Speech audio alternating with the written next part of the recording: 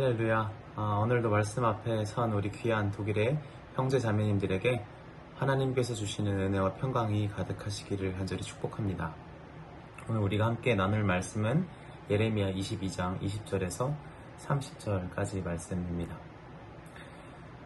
예레미야는 계속해서 이스라엘의 지도자들 그리고 왕들에 대한 심판을 선고하고 있습니다. 사실 왕들이 심판을 받지만 왕들만 심판을 받는 건 아닙니다.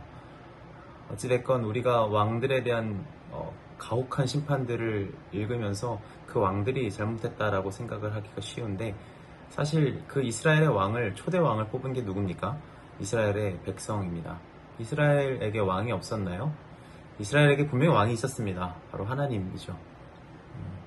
그래서 어떻게 보면 이스라엘의 왕들이 무너져가는, 그리고 또 그 전에 사사들이 무너져가는 그런 일들을 통해서 우리가 알 수 있는 것은, 인간 지도자들은 언제나 한계가 있습니다. 하나님께서 그래서 그 백성 사이에서 제사장을 두시고 친히 그 백성을 인도하시고 말 그대로 하나님의 통치, 하나님의 나라를 이끌어 가시려고 했었던 것인데, 인간의 어떤 연약함, 또 두려움, 그런 것들이 하나님의 그 적극적인 통치를 막아섰고, 그런 결과들을 우리가 구약 성경을 통해서 계속 보게 되는데, 임계점이라는 단어가 있습니다. 아마 아실 것 같아요. 우리 왜 라면 물 끓일 때 100도가 되면 딱 끓는다고 해서 그때가 임계점이라고 하잖아요. 임계점을 가장 쉬운 예로 설명을 하면, 액체인 물이 0도가 되면 얼기 시작하죠. 고체로. 액체에서 고체로 변화하는 그 한계의 시점, 그때를 임계점이라고 해요. 100도가 되면 끓어서 액체가 기체가 되는 시점, 그것도 임계점입니다. 그러니까 그 임계점이라는 것은 어떤 형태가 완전히 극적으로 변화하는 시점, 시작점을 말하는 건데, 사실 그 한계로 다가가는 그 임계점까지 가는 그 과정은 크게 드러나지 않죠. 눈에 띄지 않습니다. 딱 끓기 전까지의 물의 변화가 보이나요? 잘 안 보이죠. 얼기 전까지의 물의 변화도 잘 보이지 않습니다. 딱 임계점이 도달하는 순간부터 말도 안 되게 상상치 못한 결과들을 우리가 보게 되는 거죠. 꼭 물만 그렇지 않죠. 우리가 이런 육신을 입고 살지만 이 육신도 임계점이 있는 것 같아요. 우리 육신이 갑자기 건강해지거나 갑자기 망가지지는 않습니다. 우리 눈에 보이지 않지만 건강해지는 어떤 과정들이 있고 망가져가는 과정이 있습니다.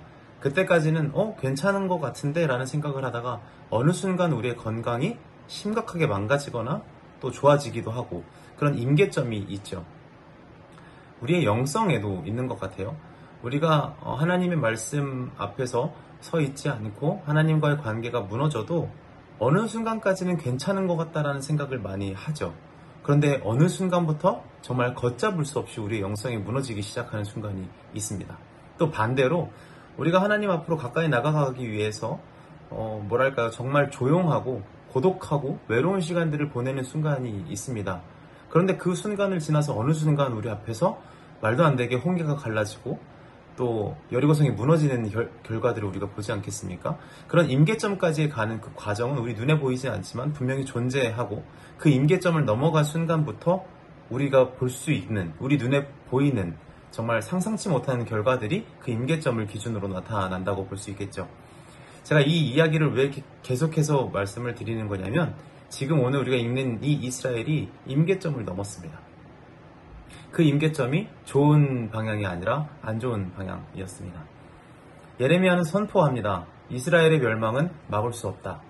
그들에게 닥칠 재앙을 아무도 멈출 수 없다라고 선포합니다. 임계점이 넘었기 때문입니다.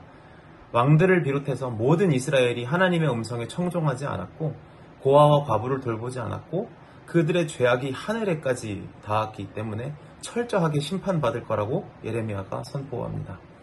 여기서 우리가 읽은 본문에서 고니야라는 이름이 나오는데, 여호야긴 왕을 말하는 내용입니다.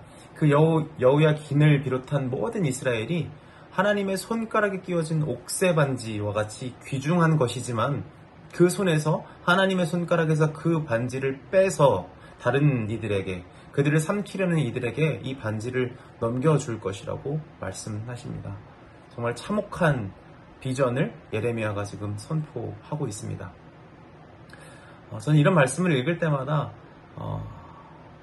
이렇게 두렵고 떨리는 말씀을 하나님께서 왜 선지자들을 통해 남기실까라는 생각을 해보면, 제가 만약에 하나님이면 정말 보기 싫은 백성이라면 아무 말도 안 했을 것 같습니다. 그들이 심판으로 향하든 죽음을 향하든 아무 말 안 하고 그냥 끊어냈을 것 같거든요. 그래서 제가 하나님이 아닌 게 참 감사하죠.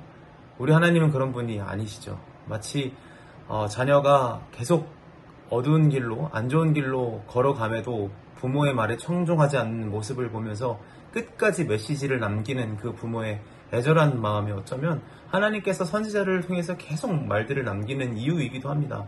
구구절절 꼭 그렇게까지 말할 이유가 어디에 있겠습니까? 어차피 말도 안 듣는데요.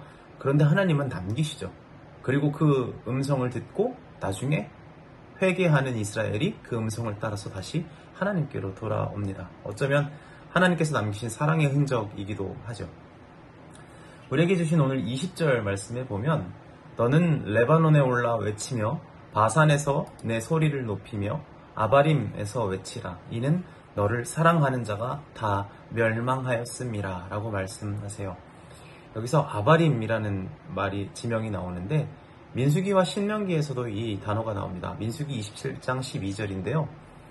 여호와께서 모세에게 이르시되 너는 이 아바림 산에 올라가서 내가 이스라엘 자손에게 준 땅을 바라보라. 그 아바림 산은요, 하나님께서 당신의 백성 이스라엘에게 약속하신 땅을 바라보는 곳이었습니다. 그 아바림 산은 하나님께서 그 이스라엘 백성들에게 주실 기름지고 풍성한 땅을 바라볼 수 있는 축복의 장소였습니다. 그런데 그 아바림 산이 오늘 본문에서 이스라엘에게 자신의 멸망을 바라보는 산이 되었습니다. 자신들의 심판을 바라보는 산이 되어버렸습니다. 아바림 산은 하나님께서 과거에 그 백성을 노예의 삶에서, 애굽에서 노예 생활하던 그들을 자유롭게 하시고 사람답게 살 수 있는 놀라운 은혜를 감격스럽게 바라볼 수 있는 곳이 바로 아바림산이었습니다. 그런데 그 아바림산이 이제 이스라엘이 다시 노예 생활, 포로 생활을 해야 하는 재앙을 절망적으로 바라봐야 하는 곳이 되어버린 것입니다.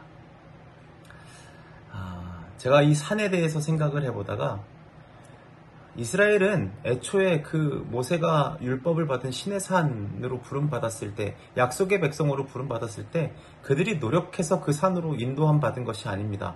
하나님께서 당신의 강한 팔로 그 백성을 인도하셔서 그들이 그 산에 있지 않습니까? 그들이 열심히 해서 하나님께서 계약을 맺으신 게 아닙니다. 그들이 아무것도 가진 것이 없으나 하나님께서 은혜로 그들을 부르시고 당신의 백성 삼으신 축복의 장소가 그 바로 거룩한 시온 산이었지 않습니까? 우리는 하나님의 은혜를 경험하기 위해서 열심히 산을 오르는 사람들이 아니죠. 우리는 하나님께 구원받으려고 열심히 산에 오르는 사람들이 아닌 것 같습니다. 우리는 하나님께서 이미 대제사장 예수 그리스도를 통해서 하나님의 산, 거룩한 산 시온에 세운 자들인 줄로 믿습니다. 우리는 이미 하나님의 산 위에 있고 우리는 하나님께서 약속하신 땅을 바라보는 자들인 것입니다. 제가 이 말씀을 드리는 것은, 제가 말씀을 묵상하면서 저희 집 앞에 가까이 있는 이 계양산이 있는데 그때로 올랐을 때를 생각해 봤습니다. 한쪽에서는 인천의 서구와 김포가 보입니다. 그곳은 도시와 산과 논지가 이렇게 어우러진 독특한 모습이 보이고요. 계양산 정상에서 다른 쪽을 보면 인천 계양구와 부평구가 보여요. 아파트와 빌라 그리고 상가들이 빽빽하게 모여있는 모습이 보입니다.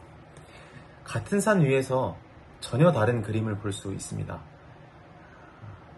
제가 이 말씀을 생각하면서 과연 우리는 예수님과 서 있는 지금 이 거룩한 산 시온에서 어떤 그림을 보며 살아가고 있을까라는 생각이 들었습니다. 우리가 이미 예수 그리스도를 통해서 거룩한 산에 서 있는 자들인데 우리 눈에 보여야 될 약속의 땅이 아니라 심판과 징벌, 하나님의 진노가 보여서 두려움에 떨고 있다면 그 인생이 얼마나 안타까운 인생이겠습니까? 바라기는 오늘 이 아바림산에 서 있는 이스라엘 민족에게 보인 그 장면이 아니라 원래 하나님께서 이 민족을 통해서 당신의 약속을 보여주셨던 그 아바림산이 우리 눈에 보였으면 좋겠습니다. 우리 눈에 하나님께서 약속하신 땅이 보였으면 좋겠습니다. 하나님께서 우리 삶을 인도하시고 반드시 그 약속하신 땅으로 들이시며 당신의 은혜와 평강으로 날마다 기쁨과 감격에 넘쳐 사랑할 수 있는 그곳으로 우리를 인도하신다는 그 기적과 그 희망과 소망이 보이는 설렘과 기대가 가득한 우리의 인생이 되었으면 좋겠습니다. 바라기는 우리 독일의 형제 자매님들이 하나님께서 부르신 이 귀한 산 위에서 하나님이 보이시는 비전을 볼 수 있는 귀한 공동체가 되시기를 주님의 이름으로 간절히 축복합니다. 감사합니다.